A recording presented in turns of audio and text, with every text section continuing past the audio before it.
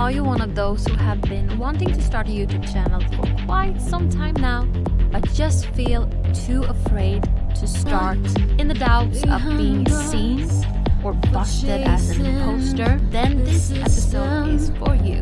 Okay, so a lot of failure today with Riverside. I don't like to say that because I promote Riverside as an affiliate, because I love Riverside. I use it daily. But for some reason, it won't record my videos, only the audio. So for this podcast episode, it will be audio only. But I figured, okay, I will try. I will upload it anyway, because this is an episode where I talk about how to start on YouTube by doing it faceless and doing it starting with a podcast. So I hope you will enjoy it by tuning in, by just listening. Okay, so you have those dreams that awakens from time to time, only to fall asleep again due to all the nightmares, aka the fears that it also awakes. What if I fail? What if this is just another silly dream and I regret myself later for showing up and trying and look like a completely idiot, naive, silly person, etc. All these blockages are common to arise whenever we think about trying something new, especially when it comes to showing up to a completely new audience online, and maybe with a completely new topic or completely new version of ourselves that we don't have shown our friends and family yet, because we have never expressed that dream. And when we look at our favorite YouTubers, that makes it seem so easy. They make it seem like they were born with this natural talent and gift, making those great videos, making good content and deliver it in a way that makes sense, that makes us want to binge their content. And maybe after watching this inspired content, and they often encourage us also to start to follow our dreams, we start to think, yeah, maybe I could try that too. Because who doesn't want space where we can obsessively talk about the topics that we love, our passions, our perspectives, and maybe even start to make that passive income that everybody talks about further on the journey. And we feel this rush of inspiration, and we are so close to make that decision. Yeah, I will do this. And maybe we even take it further and try to just start.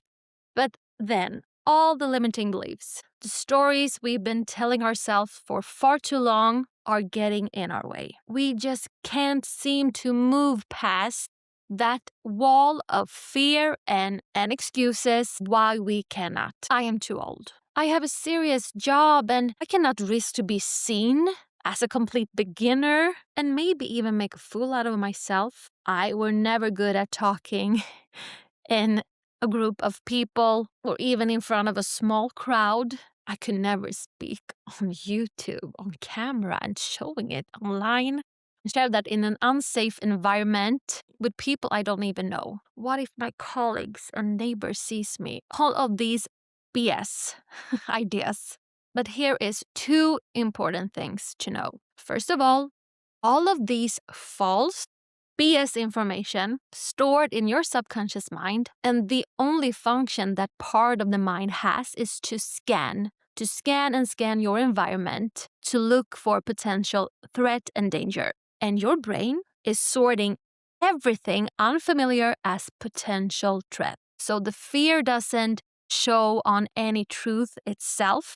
It only states danger and fear to anything that is unfamiliar, outside your comfort zone, because it doesn't know enough about it yet. It doesn't have enough data about this outside your comfort zone where your dream lies yet, because you haven't done enough of it yet to let your mind know that it is not a threat to your life.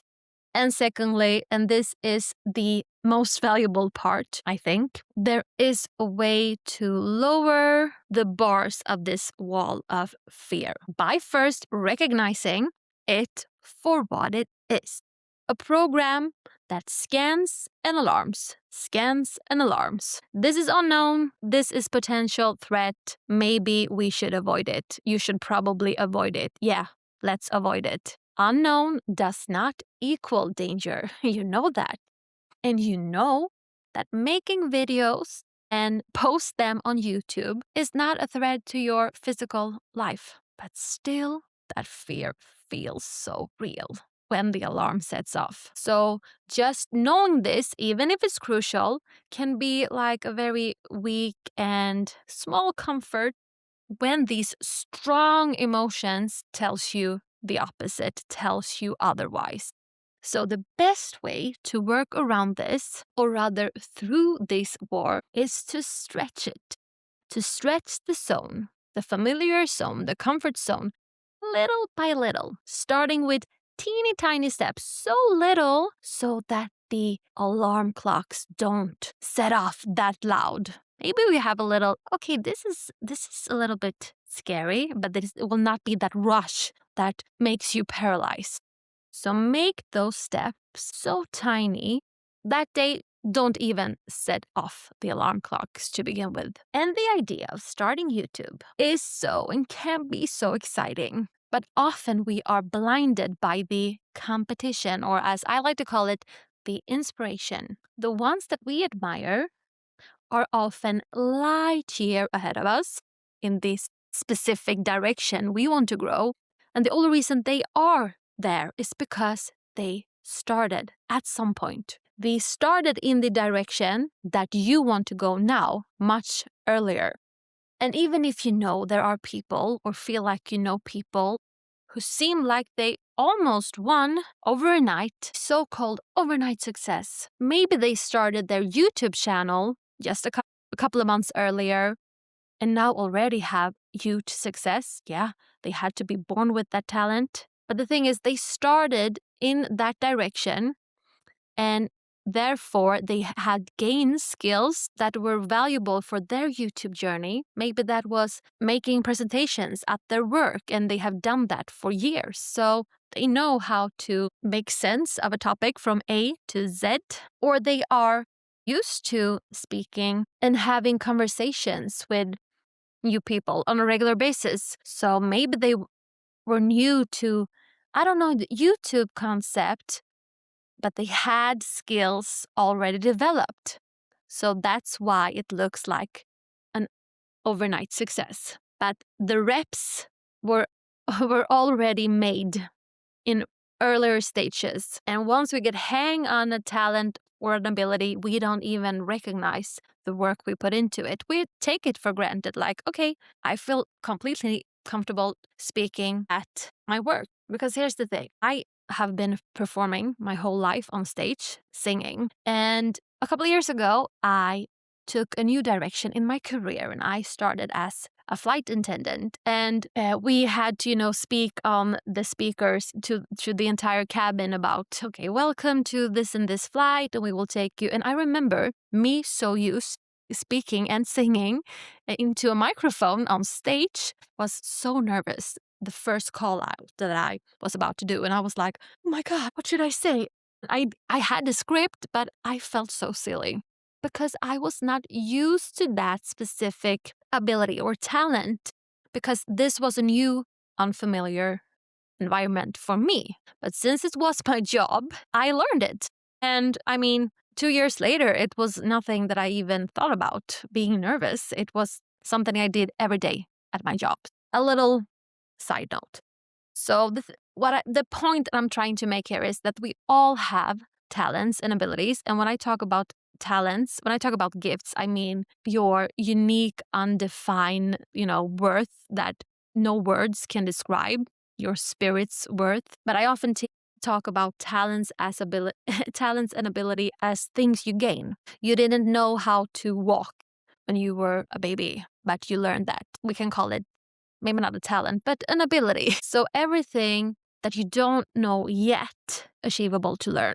That is my core belief. And my grandma always said this, my dear, dear grandma. She's up in heaven now. But anyway, she always said, everybody is a beginner in the beginning.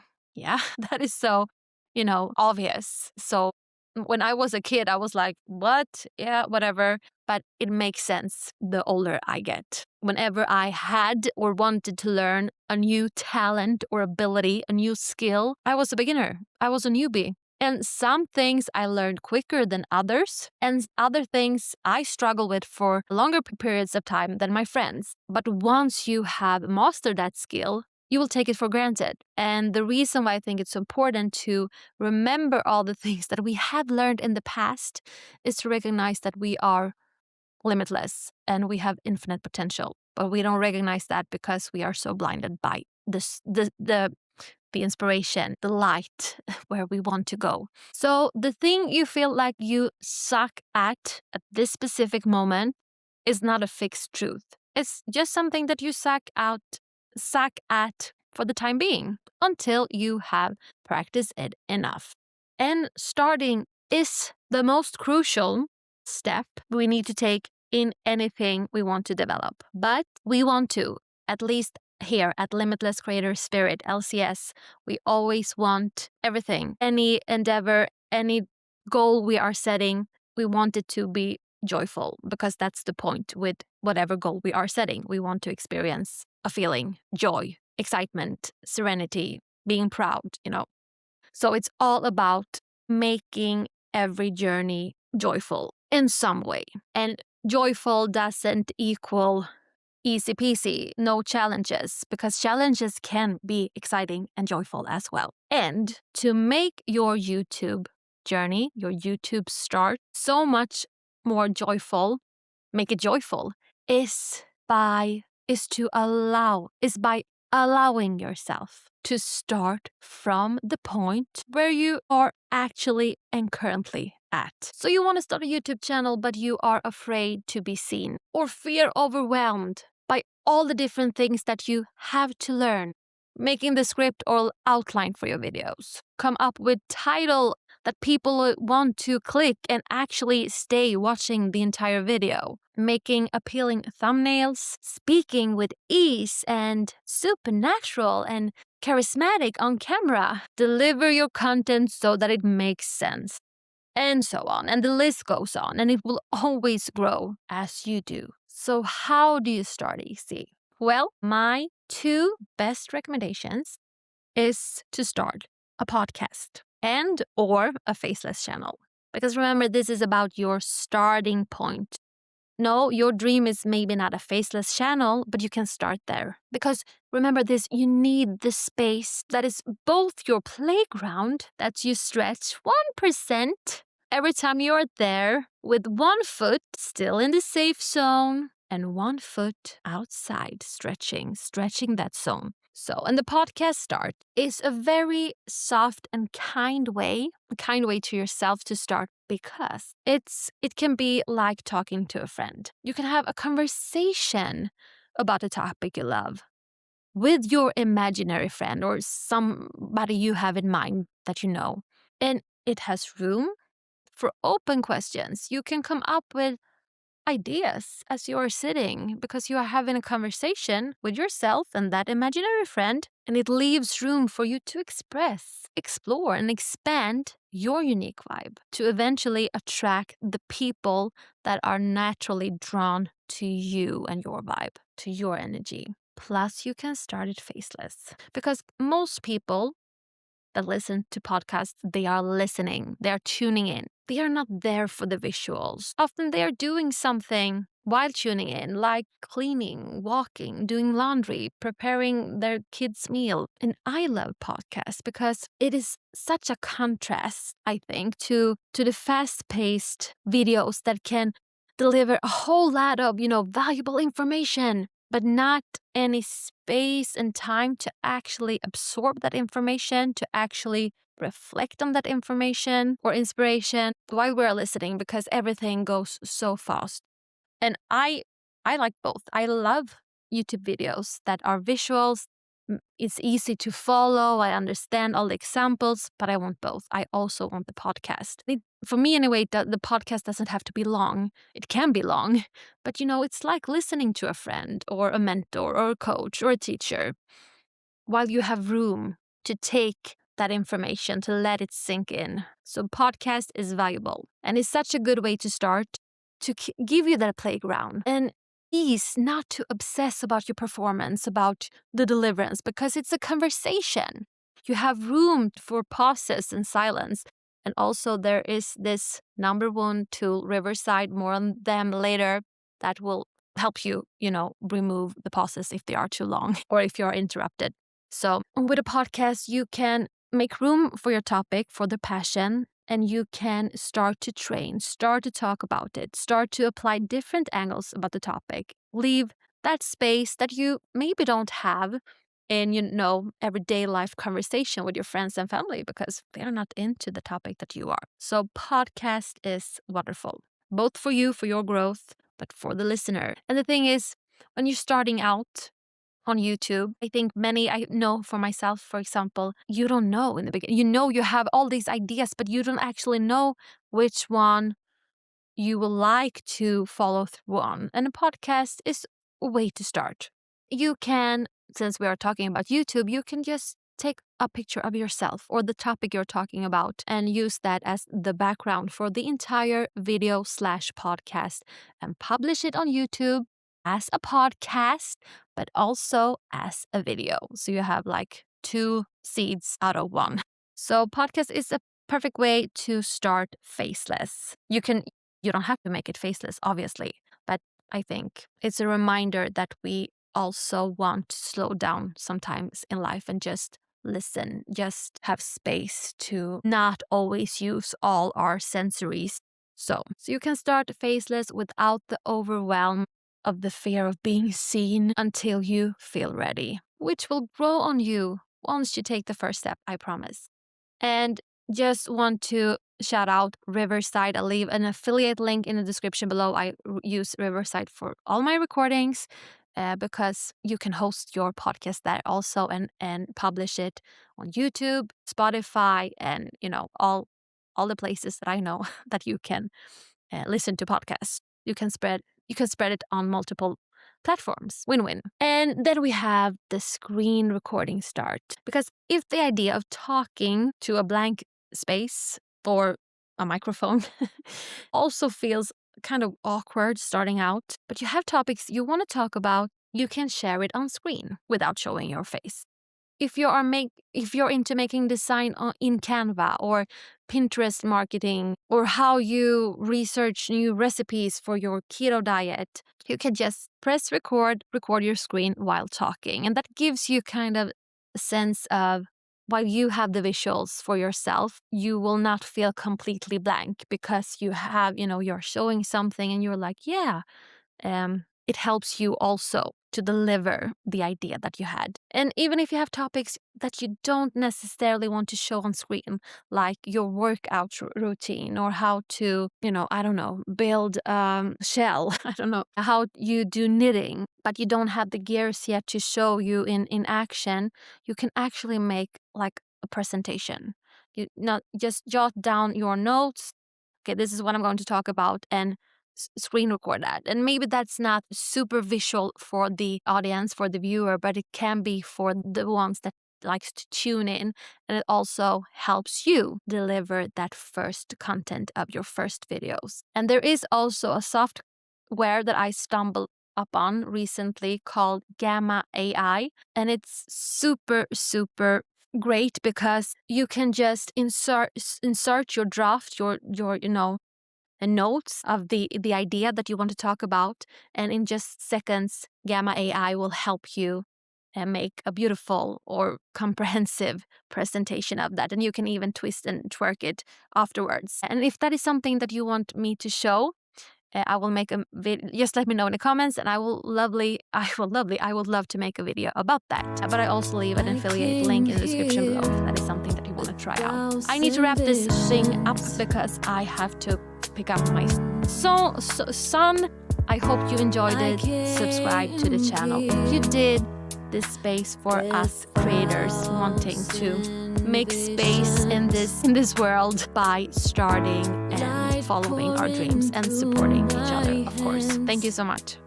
So many worlds asking to be born.